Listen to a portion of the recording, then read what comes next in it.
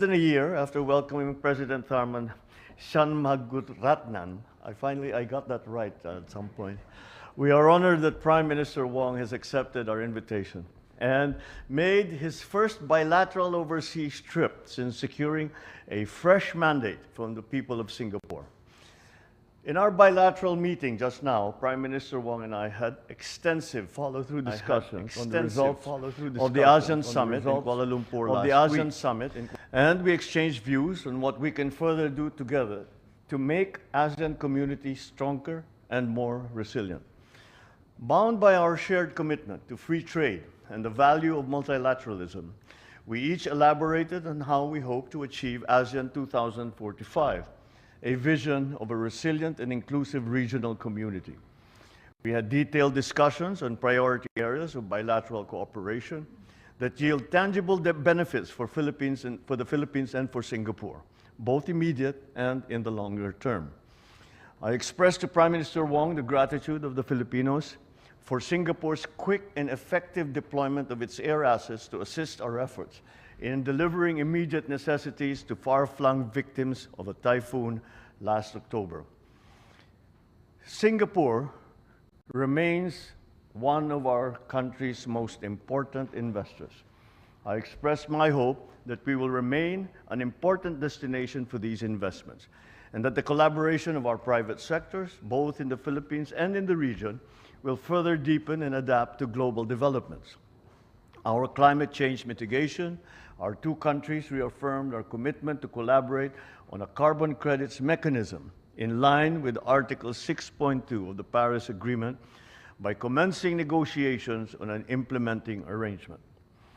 It is hoped that the early completion of the negotiation will result in climate-friendly actions and increased investments in related sectors, thereby creating meaningful and sustainable livelihood and business opportunities for both Filipinos and Singaporeans alike, while producing good sustainability outcomes for our local communities. We are likewise seeking further achievements in our renewable energy sector, acknowledging how Singapore will remain a major partner in our aspiration to diversify our energy sources. I encourage Singapore to increase its investments in the renewable energy sector as part of our forward-looking bilateral agenda. As we continue to promote collaboration and innovation and facilitate training and exchanges between our health experts, we hope to soon conclude a bilateral agreement with Singapore on health cooperation. Through the Digital Leadership Program between our Civil Service Commission and the National University of Singapore, we aim to accelerate digital leadership and transformation across the civil service. I would like to acknowledge Singapore for ensuring the survival and propagation of some of the Philippines' endemic and endangered species, most notably the Philippine eagle. I also extend our sincere appreciation to Singapore for ensuring the welfare, security, and safety of the 200,000, more or less, Filipino community residing in Singapore. It is appropriate that our respective agencies assist in the reintegration of the hard-working overseas Filipino workers once they have completed their work contracts in Singapore and have returned to the Philippines. In order to achieve peace and stability in the West Philippine Sea and South China Sea, I expressed how the Philippines will continue to be a committed advocate of the rules-based international order, one grounded on international law, in equity, and on justice. Finally, please allow me to express our sincere congratulations to all Singaporeans as your country celebrates the 60th year of your independence this August. Your remarkable progress over 6 decades to become one of the world's most stable, most admired countries is indeed an achievement worth celebrating and, for the Philippines, worth emulating. Thank you very much. Thank you, Mr. President. May we now invite His Excellency Lawrence Wong, Prime Minister of the Republic of Singapore, to deliver his statement. Mr. President, Excellencies, distinguished guests, let me once again thank President Marcos Jr. for his warm welcome and generous hospitality. The Singapore-Philippines relationship has never been better. It is a partnership that has been carefully nurtured, over the decades by successive generations of leaders and officials. It is built on a high degree of mutual trust and respect, and it has enabled mutually beneficial cooperation over a wide range of areas. For example, in trade and investments, as the President said just now, our links have continued to grow over the years.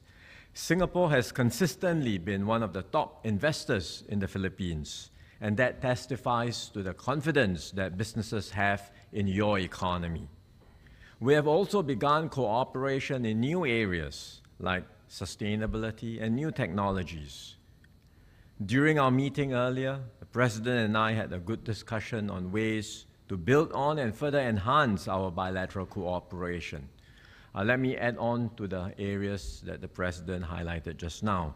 First, we agreed on the importance of expanding our collaboration in renewable energy, both bilaterally and also in the region. Singapore companies are interested in renewable energy projects in the Philippines, including solar and wind projects.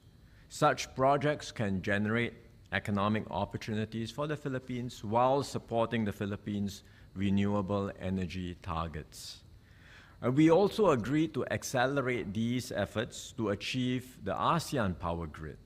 This will improve energy resilience in the region and support ASEAN's green transition. Second, we agreed to do more in sustainability to meet our respective climate goals. We took an important first step last August with the signing of an MOU on carbon credits collaboration. And our officials are working now towards finalizing a legally binding implementation agreement that's aligned with Article 6 of the Paris Agreement. This will facilitate commercial participation in carbon credits projects, which can spur technology transfer, green investments, and create good jobs. Third, we agreed to bolster people-to-people links between our two countries, and that forms the bedrock of our bilateral relationship. Singapore is home to a large community of Filipinos. They live and work in Singapore, contributing to our economy and society, and enriching our cultural diversity. I conveyed to the President Singapore's appreciation for their invaluable contributions, especially the Filipino healthcare workers who stood with us during the COVID-19 pandemic. Singapore is committed to being a good second home for the Filipinos living and working in our country. The Ministry of Health is exploring ways to support Filipino healthcare workers in Singapore to upskill and eventually reintegrate into the Philippine healthcare system.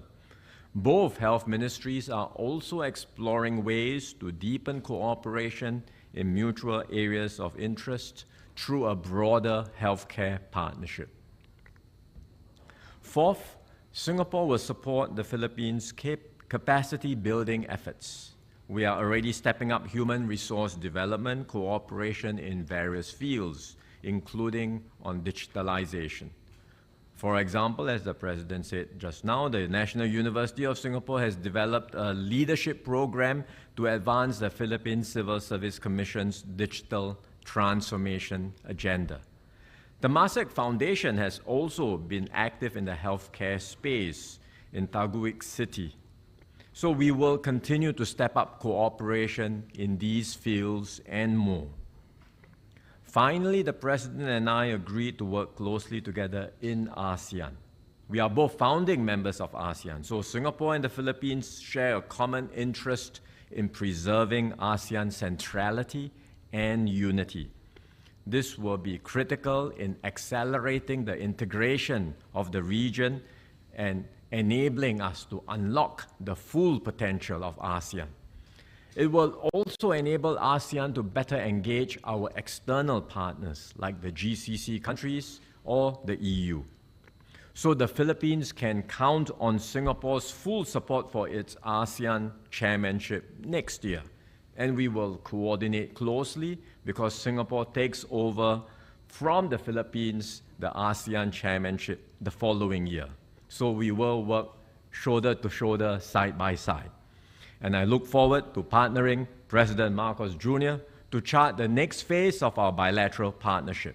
I am confident that under his leadership, the Singapore-Philippine relations will continue to grow from strength to strength. Thank you. Thank you, Prime Minister Wong. Excellencies, distinguished guests, this concludes the joint press event. Thank you and good evening.